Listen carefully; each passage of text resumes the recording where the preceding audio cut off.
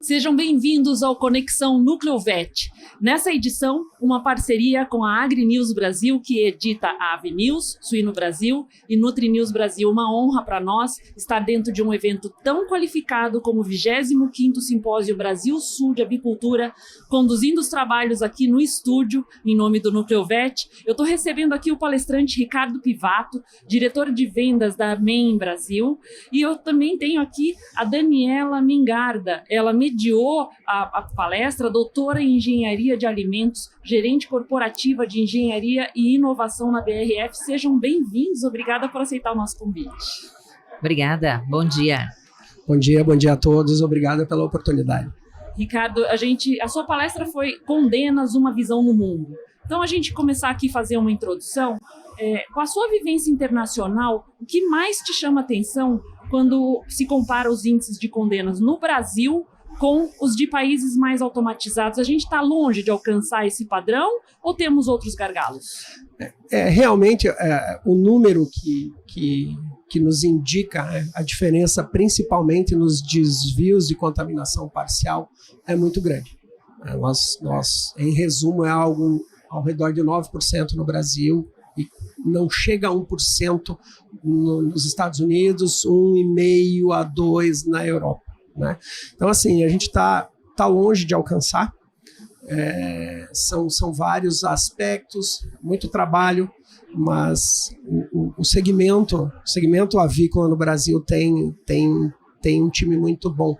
E eu acredito que com o trabalho forte deles, com o auxílio do setor público, que é peça-chave, a gente consiga chegar mais próximo aos valores, né? Porque no final o nosso mercado é o mesmo. Nós mandamos produtos para esses mercados.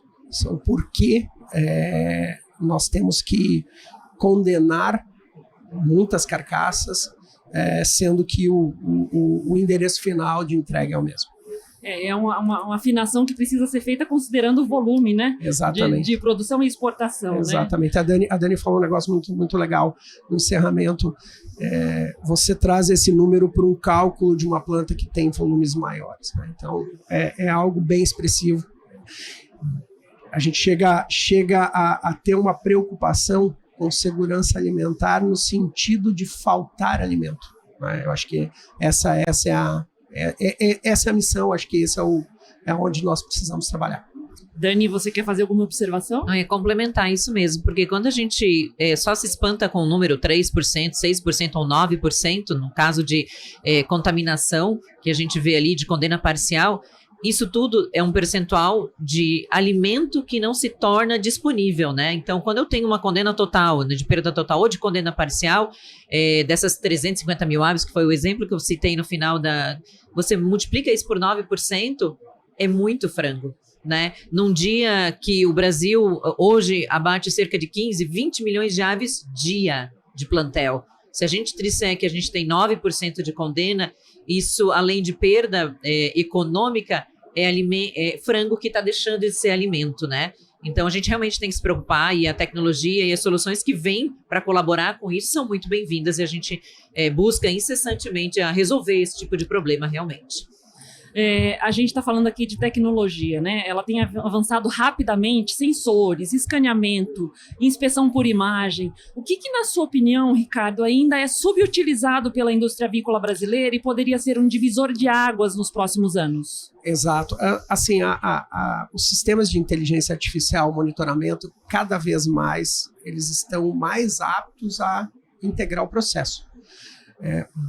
Nós temos hoje barreiras de legislações que impedem. Nós temos uma abertura de instrução, sim, nós temos normas que nos possibilitam a aplicação em caráter de teste. Por exemplo, a Dani citou também durante a apresentação a IN30, que nos permite isso. Porém, até que isso seja executável, aplicável e validado, o percurso é muito longo. Acaba que, no momento final, aquele não é mais o seu principal objetivo. Basicamente nessa linha. Vou complementar, claro. Né, do ponto de vista de empresa que quer ser usuária da nova tecnologia e busca incessantemente essa inovação, não só por ser novo, porque é moda de inteligência artificial, não, porque a gente tem uma preocupação de resultado de performance e tem a questão de escassez de mão de obra. Mas quando a gente vê que traz uma tecnologia para o Brasil e eu tenho lacuna regulatória, e eu não posso utilizar até que tenha uma permissão, seja por decreto, seja por inspeção, baseada em risco ou outros elementos que vão aprovar isso, a gente tem um caminho a fazer. Então, a união da indústria, fabricante de equipamentos, da indústria usuária de frigorífico e dos órgãos regulamentadores é essencial para o Brasil avançar. Quando eu falo de 9%, eu não falo de uma empresa ou de outra empresa, a gente está falando de Brasil, né? E trazer uma tecnologia disponível e abrir essa lacuna, né, ou zerar essa lacuna regulatória é essencial para que o Brasil avance nesse número. Dani, o público do Simpósio Brasil Sul é extremamente qualificado, certamente trouxe dúvidas importantes, algumas que você já adiantou que eu tinha aqui, eu vou deixar a palavra com eles que são os donos da casa. Vamos lá, vamos às perguntas do público, né? De trás para frente aqui, Ricardo, considerando as diferenças entre os sistemas de inspeção dos países, existem ajustes nos equipamentos para melhorar a performance, considerando estas especificidades? Sim, existem.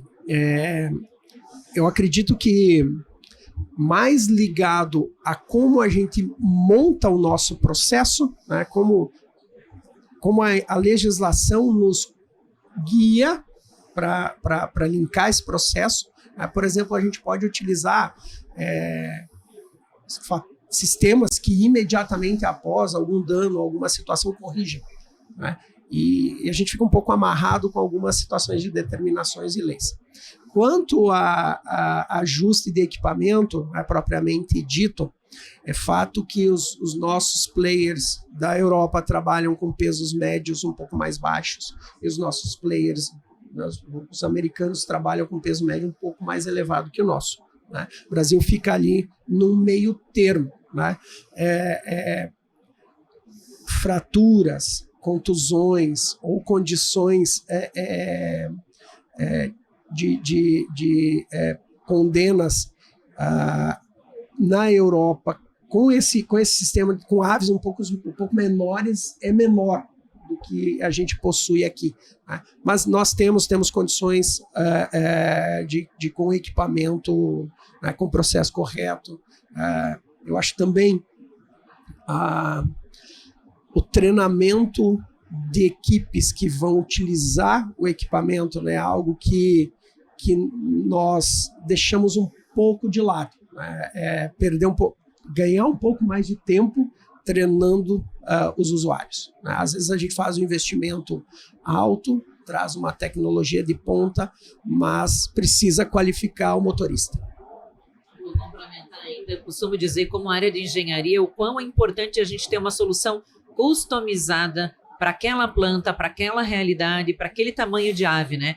Porque solução de mercado tem em todos quanto é lugar, e a gente, mesmo entre as plantas que a gente opera dentro da companhia onde eu atuo, ou quando eu vejo outros lugares, você precisa, quando você traz uma solução completa, customizar para aquela realidade, e a realidade também da diversidade de doenças que estejam acometendo os lotes, né? Cuidando do processo continuamente, e treinar esse pessoal. Vamos lá. Outra pergunta aqui, então. Como reduzir o impacto da desuniformidade de lotes no processo de evisceração? Até vou comentar, né, durante a palestra veio a pergunta, né, de qual seria o número de gramaturas aí para uma desuniformidade. Se você quiser complementar, quem não assistiu a palestra já complementa a pergunta também. Isso aí. A gente trabalha com indicadores, né, de máximo desvio na casa de 350 gramas. Né? Os lotes precisam se apresentar numa condição ideal. A gente fala em 75% a 80% de uniformidade dentro do mesmo lote. Nós estamos trabalhando num projeto, e isso ele tem duas vertentes. A primeira, nós temos uma situação na legislação que nos inibe a velocidades de uma linha acima de 11.800, né, Dani? Portaria 210 nos deixa claro o tempo de inspeção. Então, se a gente precisar aumentar as capacidades das nossas plantas hoje, porque construir plantas é caro, E a Dani, melhor do que ninguém, ela sabe o quanto é caro auditar uma planta e conseguir mercados para aquela planta. Então, plantas que você tem e você consegue potencialmente avançar com o volume de produção, né, é sempre um bom negócio. Claro que a gente fica freado com a relação de inspeção, né? Eu tenho que cumprir algumas legislações, mas a gente está desenvolvendo um sistema de trabalhar com uma linha de matança a uma velocidade superior aos 12 mil, né? Na casa de 14,400, 15 mil, abrindo para 2 linhas de evisceração, na qual eu vou conseguir cumprir os tempos de inspeção e durante essa abertura eu vou conseguir direcionar aves e reduzir um pouco o impacto da variação propriamente dita. Então, é uma tecnologia que ela vem, né? Hoje, no Brasil, a gente tem uma planta rodando nessa condição, ainda não estão finalizados os temas de classificação de peso, mas as divisões e tempo de atendimento. Eu rodando a velocidades menores, eu consigo melhorar a condição de trato microbiológico, né? Porque eu consigo, com etapas do processo, lavar melhor, inspecionar melhor, tratar de uma forma melhor. Eu achei essa linha um processo aí para o nosso futuro, né? Bom, falando de futuro, né, tem mais uma pergunta aqui, né? Como que a MEIN está vendo o uso da inteligência artificial para essas tecnologias no Brasil? Muito atrelada à primeira pergunta que a gente começa falando, mas é isso mesmo, porque muito se fala, né, de inteligência artificial e a gente está falando de mão de obra de cortar frango a frango hoje, né? Então, como que a gente vai ligar esses 2 pontos bem extremos, né, de dependência de mão de obra humana para a inteligência artificial? Ótima pergunta. Assim, é um processo que ele vem mais acelerado que os outros desenvolvimentos, né? O mundo evolui muito rápido no tema inteligência artificial, né? Hoje a gente já consegue setar equipamento automaticamente, né? Então você, quando a gente fala de inteligência artificial, que tipo de informação a gente precisa extrair para que a gente consiga fazer uma aplicação direta ao software e o hardware, né? Então, entendendo que a parte de equipamentos esteja pronta para receber essa informação, né? A velocidade de atuação é um ponto importante para isso. Nós estamos trabalhando com sistemas de vision grading, distribuição de processo, autoajuste de equipamento, né?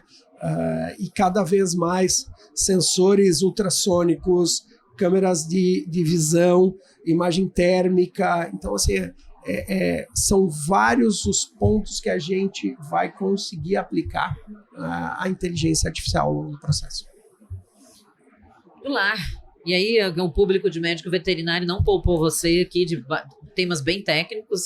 Seria possível adiar o tempo de abate, visando evitar o papo cheio e a condenação por essa consequência, ou é inviável? Se a gente tivéssemos hoje que escolher entre uma situação ou outra, baseado que as versões de equipamentos que se apresentam agora possuem ferramentas de proteção a dano a intestino, né? Se tiver que escolher entre ter papo cheio, intestino cheio, eu escolho o tempo maior, né? Deixar um pouco mais de jejum pré-abate para que você consiga ter esse processo. Qual é o impacto? O impacto é o bem-estar animal, né? Então, dentro da espera de aves, eu não posso ter o estresse. Então, se eu for deixa um pouco mais dentro de qualidade, né?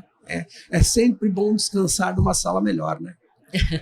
Muito bom. De perguntas, estamos resolvidos aqui. Acredito que o público vai ficar contente de ver essas respostas, os questionamentos, atrelado à tua palestra, que foi muito boa, muito esclarecedora.